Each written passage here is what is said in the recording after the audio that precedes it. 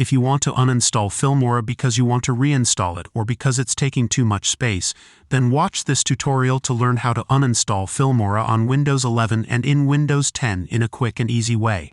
First, open the Start menu.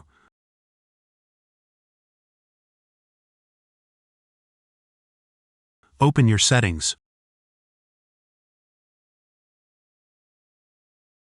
Open Apps.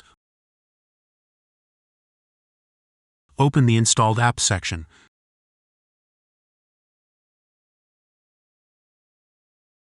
Locate Filmora.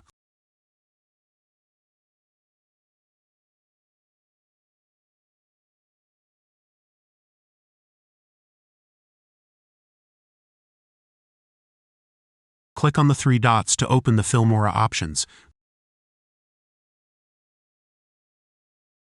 This will uninstall Filmora and its settings. Your documents will not be affected. First, press Uninstall. The Filmora app and its related data will be uninstalled. Press Uninstall again.